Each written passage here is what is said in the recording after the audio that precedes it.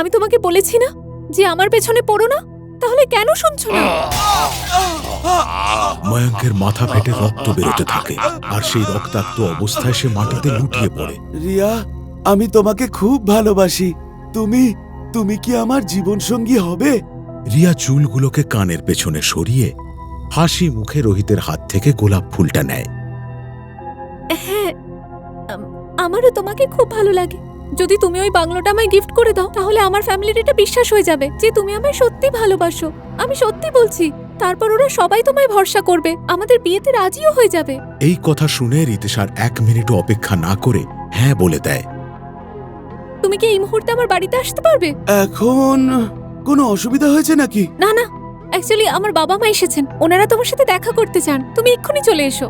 এই শুনে রিতেশ খুবই খুশি হয়ে বলে, আমি এক্ষুনি আসছি। ও নিজের বাড়িতে কাউকে না জানিয়ে চুপচাপ বেরিয়ে যায়। কিছুক্ষণ পর সেখানে পৌঁছে রোহিত দেখে যে রিয়া সেখানে একলা। কি তুমি না বললে তোমার প্যারেন্টস এসেছে? এখানে তো কেউ নেই।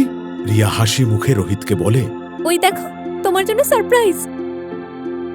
ঠিক তখনই ঘরে এক অন্য লোক প্রবেশ করে, যার মুখ ঢাকা রয়েছে মাস্ক দিয়ে। কে তুমি, আর এখানে এসেছো কিভাবে? এই কথার পর ওই লোকটি নিজের মুখ থেকে মাস্ক সরায়, আর তারপর যে চেহারা দেখা যায় তা হল সমীরের।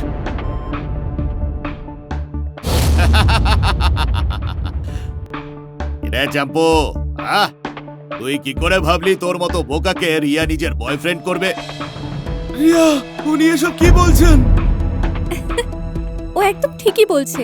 আর সত্যি বলতে, আমার আসল বয়ফ্রেন্ড হলো সমীর, তুমি নও। এই বলে রিয়া সমীরকে হাত করে।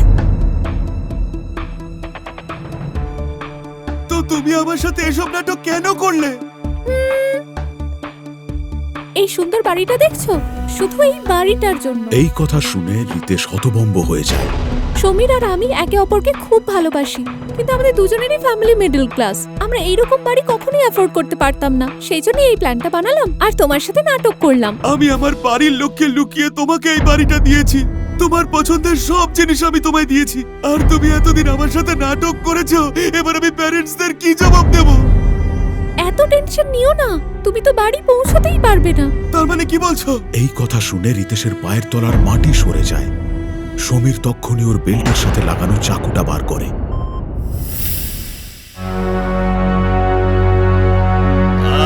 ভাই বোকা,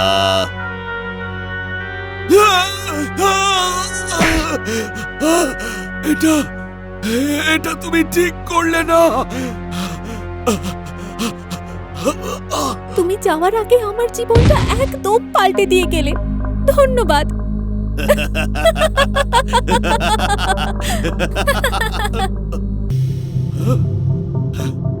এই ছুরি, এর মধ্যে তো একটু রক্ত লেগে নেই, একদম পরিষ্কার।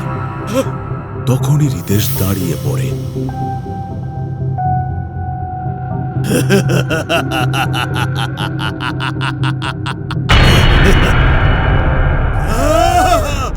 তুই তুই বেঁচে উঠলি কিভাবে? তোকে তোকে তো আমি মেরে ফেলেছিলাম। তুই আমায় কি মারবি? আমি তো আগে থেকেই মরে গেছি। এই কথা বলে রিতেশ তার ভয়ানক রূপে ফিরে আসে।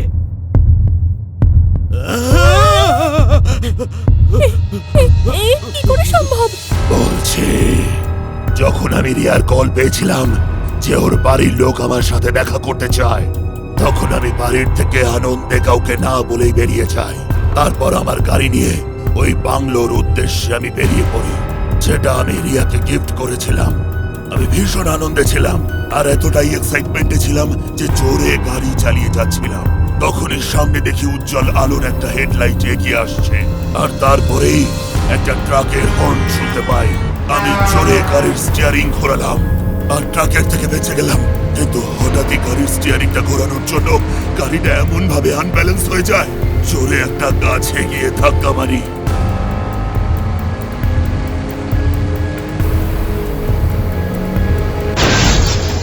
আমার মাথাটাও জোরে স্টিয়ারিং এ গিয়ে ধাক্কা মারে।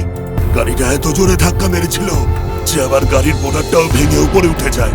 আর তখনই অনর্গল ধোঁয়া বেরোতে শুরু করে। আমি গাড়ি থেকে বাইরে বেরিয়ে যেই কিছুটা দূরে গেছিলাম, গাড়িটা ব্লাস্ট হয়ে গেল। যখন আমি ভাঙা গাড়িটার ড্রাইভিং সিটের দিকে তাকালাম, তখন আশ্চর্য হয়ে গেলাম, কারণ আমার শরীরটা গাড়ির ভিতরে ছিল। দেখি যে আমার মাথা থেকে রক্ত ঝরে স্টিয়ারিং থেকে রক্ত চুয়ে চুয়ে পড়ছে। তখন আমি বুঝতে পারলাম যে আমি মরে গেছি।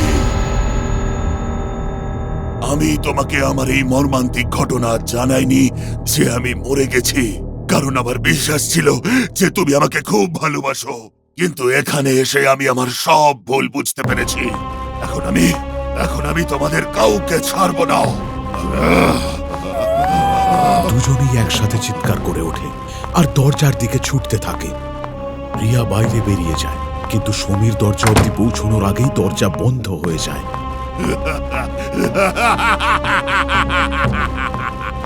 সে ভয়ানক হাসি হাসতে হাসতে টেবিলের দিকে ইশারা করে। টেবিল তখন নিজে থেকেই শূন্যে ভাসতে থাকে। সমীর রিতেশের কাছে প্রাণ ভিক্ষা চায়, কিন্তু এক ঝটকায় ওই টেবিল সমীরের ওপর আঘাত করে। তারপর সমীর জানলার দিকে ছুটতে থাকে।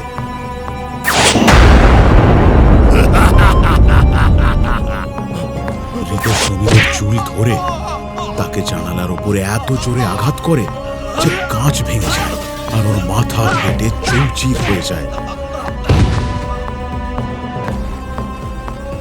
তারপর রিতেশ সমীরকে তুলে জানালা দিয়ে বাইরে ফেলে দেয়।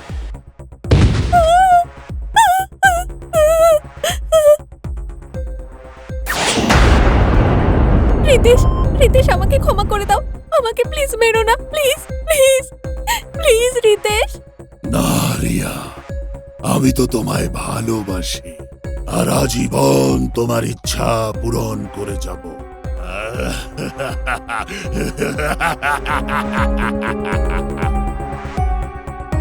তারপর থেকে একমাত্র রিয়াই রিতেশের আত্মাকে অনুভব করতে পারত। সে ছায়ার মতো রিয়ার সাথে সব সময় থাকত। রিয়া আজও রিতেশের গিফট করা সেই বাংলোটাতেই থাকে। কোনো ছেলে যদি রিয়ার সাথে ঘনিষ্ঠ হওয়ার চেষ্টা করত, রিয়া, আমি তোমায় খুব ভালোবাসি। এই কথা শুনেই রিয়া ভয় পেয়ে যায় আর রিতেশের আত্মা সেখানে চলে আসে। রিতেশ ওই ছেলেটির ঘাড় ধরে নাড়াতে থাকে আর সে ভয়ে চিৎকার শুরু করে।